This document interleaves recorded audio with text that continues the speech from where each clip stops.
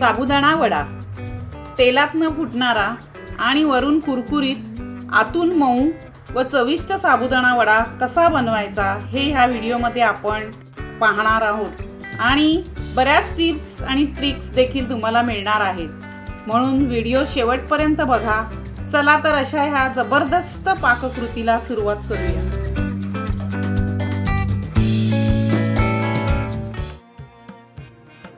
नमस्कार, मी Vidyashree. Cook with Vidyashree channel वर तुमचं मनापासून खूप खूप स्वागत आहे। उपवास म्हटलं की उपवासाचे बरेच पदार्थ आहेत, पण लहानापासून मोठ्यापर्यंत आवडणारा असा पदार्थ म्हणजे साबुदाणा वडा। तर आज आपण साबुदाणा वडा बनवणार आहोत। चला तर साहित्याकडे वळूया। साबुदाणा वडा बनवण्यासाठी 1 कप साबुदाणा घेऊया। तो प्रथम धुवूया, म्हणजे त्याच्यावरचा जो एक्सेस स्टार्च असेल तो निघून जातो।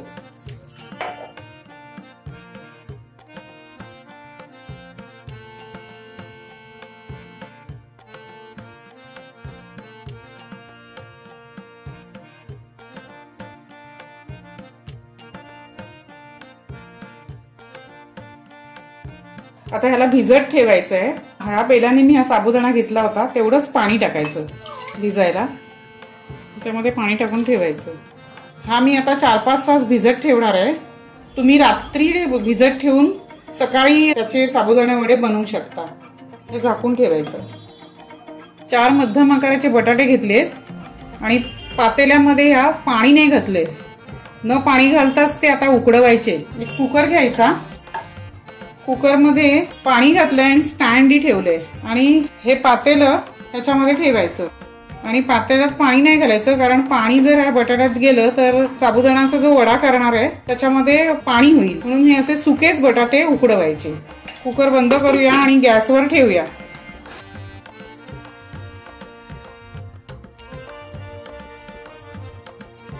चार 5 तासापूर्वी साबुदाणा भिजत घातला होता, अब कसा चांगला भिजलाय, स्मॅश होतोय। ह्या साबुदाण्याचं प्रमाण मी ह्या पेल्याने घेतलं होतं। हा 1 कप साबुदाणा मी कच्चा असताना भिजत घातला होता आणि आता त्याचे 2 कप झालेत। भिजल्यानंतर साबुदाणा 2 कप होतो, तर 2 कप हा साबुदाणा आहे। त्याच्यासाठी 1 कप बटाटे हाताने कुस्करून घेतलेत, पूर्ण कुस्करायचे नाहीत। तसंच अर्धा पेला शेंगदाण्याचं कूट घेतलंय, 1 टीस्पून जिरं घेतलंय, अर्धा टीस्पून लाल तिखट घेतलंय, थोडीशी कोथिंबीर घेतलीये, 1 इंच आलं बारीक करून घेतलंय, तसंच 2 हिरव्या मिरच्या घेतल्यात आणि थोडी साखर घेतलीये। ती चवीनुसार थोडीशी टाकायची आणि हे चवीनुसार मीठ। चला तर आता रेसिपीला सुरुवात करूया। प्रथम आपण साबुदाणा घेऊया एका प्लेटमध्ये। बघा असा मोकळा झालाय। त्यानंतर बटाटा टाकूया याच्यावर। बटाटा ह्याच्यात मिक्स करून घ्यायचा। थोडे साबुदाणे असे क्रश करून घेतले तर वडा करताना फुटत नाही, म्हणून थोड्या हाताने असं थोडे करायचे, म्हणजे दाणे पण दिसले पाहिजेत। नाहीतर एकदम दाणे दिसले नाही आणि क्रश केलं तर साबुदाणे वडे तसे क्रिस्पी पण लागत नाही, म्हणून साबुदाण्याचे दाणे थोडे थोडे मोडून घ्यायचे, म्हणजे ते तेलामध्ये फुटत नाही।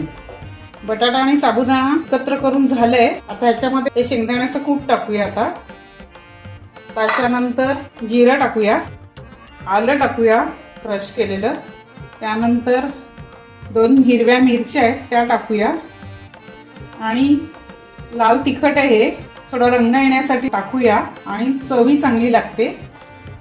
तसंच साखर टाकूया थोडी, ही पण चवीसाठीच आहे। त्यानंतर कोथिंबीर टाकूया वरून, शेवटी चवीपुरतं मीठ टाकूया। आता हे सर्व एकत्र करून घेऊया। हे सगळं जिन्नस टाकल्यानंतर खूप छान चव येते। माझ्या घरी तर उपवास नसला तरी हे लहानांपासून मोठ्यांपर्यंत खाल्ले जातात।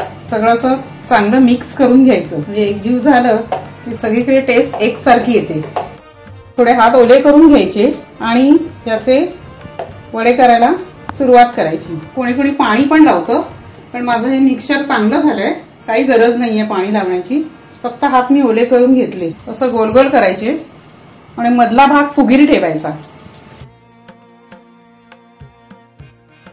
एवढे पातळ ठेवायचे, जास्त जाड नाही करायचे.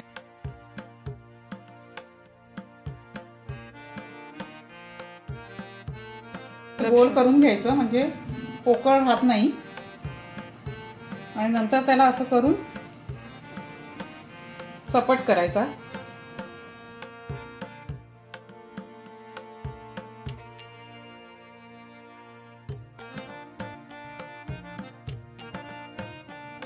एवढे साबुदाणे वडे करून झालेत. आता आपण तळायला घेऊया. त्यासाठी गॅसवर तेल ठेवूया. कढई ठेवूया. तेल टाकून घेऊया कढईमध्ये. साबुदाणा वडा डीप फ्राय करायचा.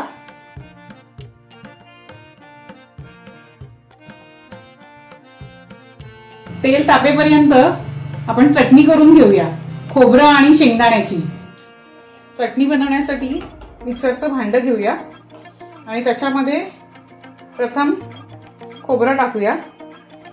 आम्ही कोकणातले असल्यामुळे खोबरं आमच्याकडे जास्त खाल्लं जातं. खोबरं घेतलंय आणि अर्धी वाटी शेंगदाण्याचं कूट घेतलंय. उपवासासाठी जर तुम्ही खोबरं खात नसाल तर खोबरं टाकू नका. बाकी हे शेंगदाण्याची चटणी बनवा. आणि 2 मिरच्या, दही टाकूया. त्याच्यानंतर कोथिंबीर आणि चवीपुरतं मीठ. आता हे मिक्सर मध्ये ग्राइंड करून घेऊया. चटणी वाटून घेतलीये. एका बाउल मध्ये काढून घेऊया. थोडं पाणी टाकूया. मिक्स करून घ्यायची. तुम्हाला जास्त आणखी पातळ पाहिजे तर पाणी टाकायचं. चला आता वडे तळून घेऊया. तेलात टाकून घेऊया वडे. तेल एकदम जास्त तापवायचंही नाही आणि खूप थंडही नको. आणि ह्याला हात नाही लावायचा.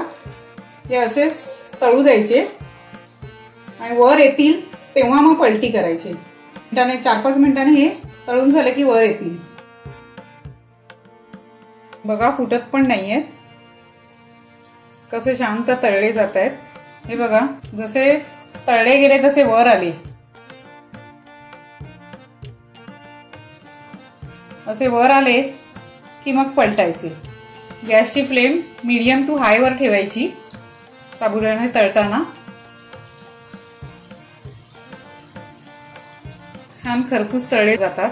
आणि तसं 5-7 मिनिटं तर लागतातच तळायला. नाहीतर वरून भाजलेले वाटतात पण आतून ते कच्चे असतात. आणि तळले की असे वर येतात. तेवढं आपल्याला कलर पाहिजे तेवढं तळायचे पण जास्त तळायची नाही. आता तळून झाले. थोडं गॅस स्लो करून काढून घेऊया. असे टम्म फुगलेत बघा आणि छान क्रिस्पी पण झालेत. हे पण टाकून घेऊया.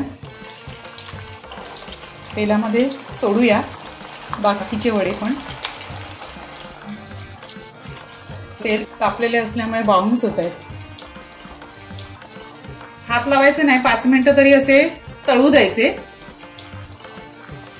तळले की असे वर येतात. मग पलटी करायची. एक एक असा पलटी करून घ्यायचा. बघा कसे छान झालेत आणि बिलकुल फुटले नाहीयेत. म्हणजे इतकं बाइंडिंग पण त्याचं चांगलं झालेलं आहे. आणि असं तुम्ही बाइंडिंग करा सगळं सांगितल्याप्रमाणे. बिलकुल फुटणार नाही आणि छान क्रिस्पी होतील. मी सांगितल्याप्रमाणे सगळे जिन्नस टाकून व्यवस्थित ज्या ज्या प्रमाणे सांगितलं तसंच प्रमाण घ्या आणि हे साबुदाणे वडे करा. बघा कसे छान झालेत. गॅस स्लो करूया कारण तळले गेलेत.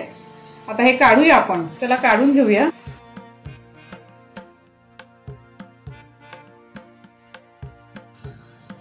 बघा किती छान झालेत.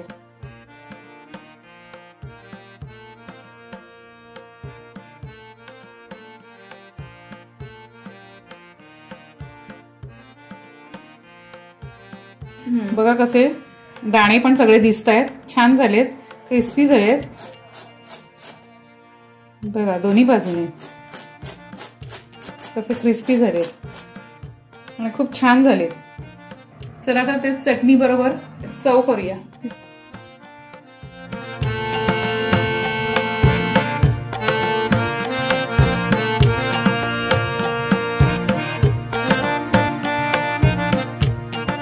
साबुदाण्याचे वडे आणि चटणी तयार झाली आहे.